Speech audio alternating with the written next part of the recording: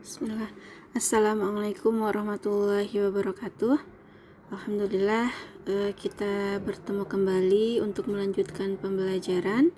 Sekarang hari Senin 20 Juli 2020.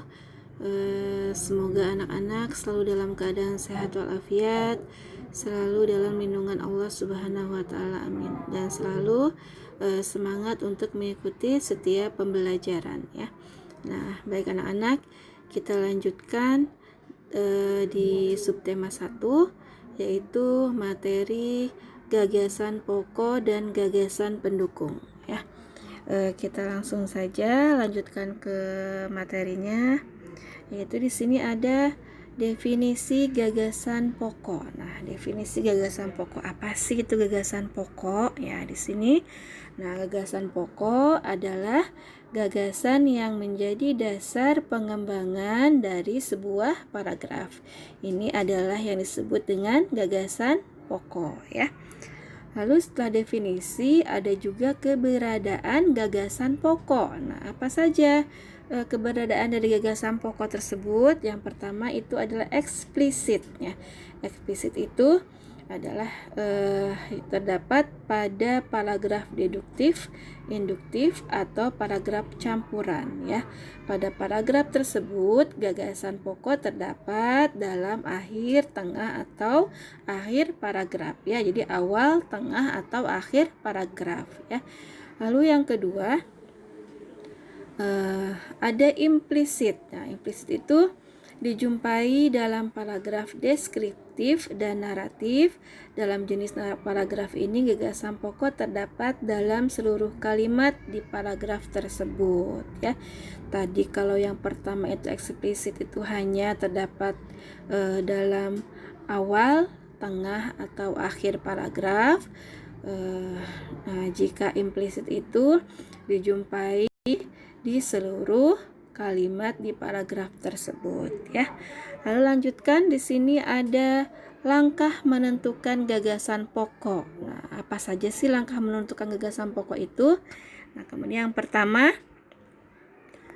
membaca seluruh paragraf dengan cermat. Jadi kalian itu harus membaca dulu kalimat yang terdapat di paragraf tersebut. Lalu yang kedua, ada temukan gagasan pokok di awal, tengah, atau akhir paragraf. Yang ketiga, cermati kalimat pertama hingga akhir. Nah, yang keempat, tandai gagasan pokok tiap paragraf. Jadi kalian itu membaca dulu seluruh paragraf dengan cermat, lalu kemudian temukan gagasan pokoknya itu. Berarti gagasan pokok itu yang terdapat di awal, tengah, atau di akhir paragraf. Nah, kemudian kalian cermati tuh kalimat pertama hingga akhir. Nah, setelah itu baru kalian tandai gagasan pokok di tiap paragraf ya.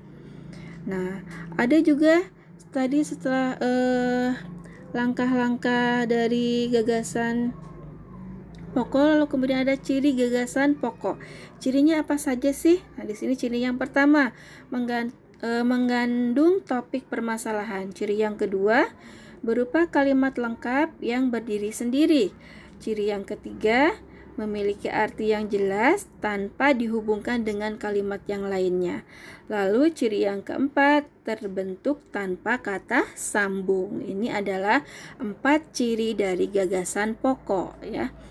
Kemudian setelah kita sudah tadi dari gagasan pokok ya, definisi gagasan pokok, sekarang kita lanjutkan ke definisi gagasan pendukung. Nah, apa sih definisi gagasan pendukung? Nah, gagasan pendukung adalah gagasan yang berfungsi menjelaskan gagasan pokok.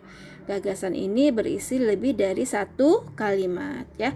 Kalau gagasan pokok itu berisi dari lebih dari satu kalimat. Kalau tadi gagasan pokok itu awal, tengah, atau akhir kalimat.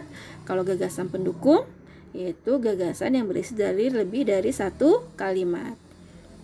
Nah, ada juga ciri gagasan pendukung. Tadi kita sudah belajar ciri gagasan pokok, sekarang ciri gagasan pendukung. Ciri gagasan pendukungnya yaitu kalimat-kalimat yang terdapat dalam sebuah paragraf berisi penjelasan dari topik utama atau gagasan pokok. Jadi gagasan pendukung itu yang menjelaskan dari topik utama, yaitu topiknya itu berada di gagasan pokok ya. Nah, di sini ada contoh teksnya. Rumaisa adalah siswa rajin kelas 4 di SDI Mahfaza. Ia selalu mengerjakan PR dan tugas tepat waktu. Oleh sebab itu nilainya selalu bagus. Ia memperoleh gelar siswa rajin saat lomba Disnatalis SDI Mahfaza. Meskipun ia mendapatkan gelar sebagai siswa rajin, ia tidak pernah sombong terhadap teman-temannya. Ini adalah contoh teksnya ya. Lalu di sini kalian bisa menemukan mana gagasan pokok dan mana gagasan pendukungnya. Nah, gagasan pendukung, gagasan pokoknya di sini ada Rahayu adalah siswa yang rajin, maksudnya Rumaisah ya. Rumaisah adalah siswa yang rajin. Untuk gagasan pokoknya, nah untuk gagasan pendukungnya bagaimana? Nah ini gagasan pendukungnya, nilai Rumaisah selalu bagus karena mengerjakan tugas tepat waktu. Ia mendapat gelar siswa rajin di sekolah. Nah ini adalah contoh gagasan pokok dan gagasan pendukung dari teks di samping ini ya.